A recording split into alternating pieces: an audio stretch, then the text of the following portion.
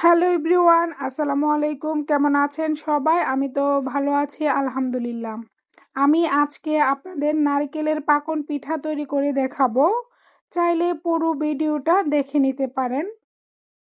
আমি নারকেলের পাকন পিঠার জন্য 1 কাপ ময়দার গুঁড়া, 1 কাপ শুকনো চাউলের গুঁড়া, হাফ কাপ আমি গুঁড়ো দুধ দিয়েছি। গুঁড়া দুধটা অপশনাল, চাইলে নাও দিতে পারেন, তবে দিলে টেস্ট ভালো হবে। আমি পাশে একটা হাঁড়ি বসিয়ে দিয়েছি। হাঁড়িতে আমি 2 কাপ পরিমাণ পানি দিয়ে দিয়েছি। আমার শুকনো উপকরণগুলো যেহেতু 2.5 কাপ পরিমাণ ছিল, আর আমার চাউলের গুঁড়াটা শুকনো ছিল, এই জন্য আমি 2 কাপ দিয়েছি। আমি এখানে দিয়েছি স্বাদ মতো লবণ আর 2 টেবিল চামচ চিনি।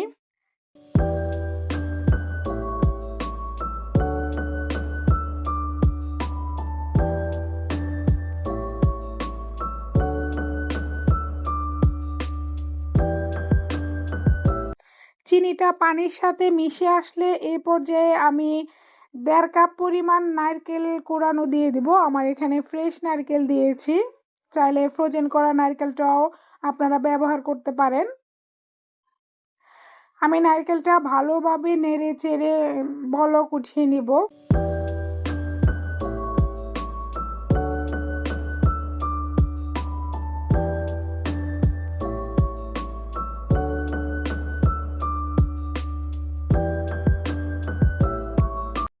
নারকেলটা বলক চলে আসলে আমি এখানে শুকনো উপকরণগুলো দিয়ে ভালোভাবে নেড়ে চেড়ে নিব।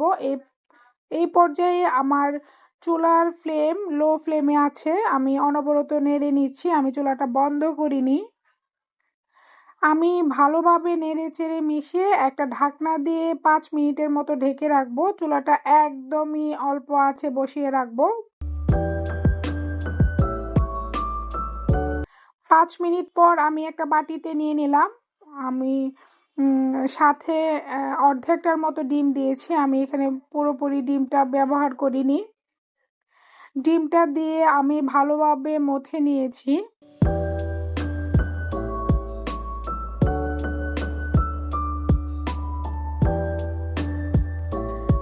আমি কিভাবে মথে নিয়েছি দেখে নিশ্চয়ই বুঝতে পারছেন। আমি হাতে একটু ঘি নিয়ে আমি যে সাইজ করে পিঠাটা তৈরি করব তার ডোগুলো করে নিচ্ছি ছোট ছোট করে।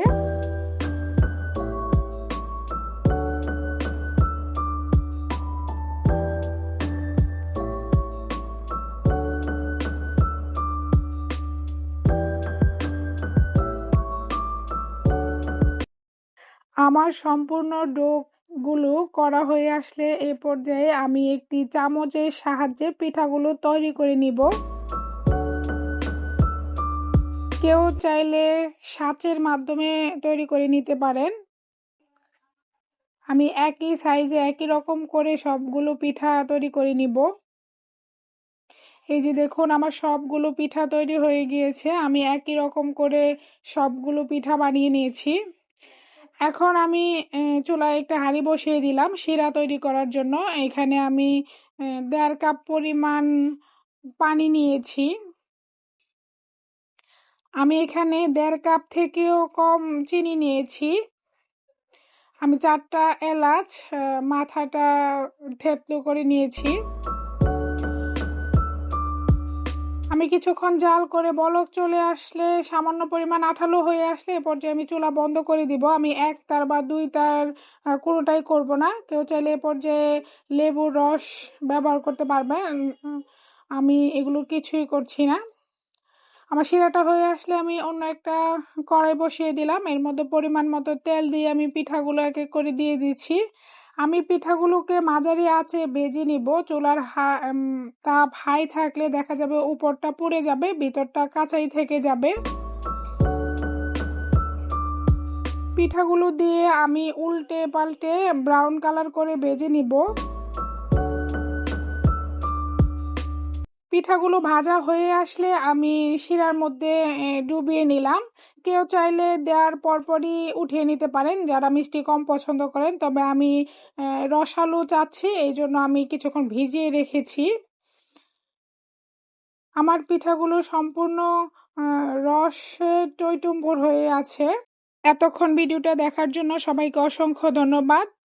ভিডিওটা ভালো লাগলে একটা লাইক দিয়ে কমেন্টস করে দিবেন। আসসালামু আলাইকুম।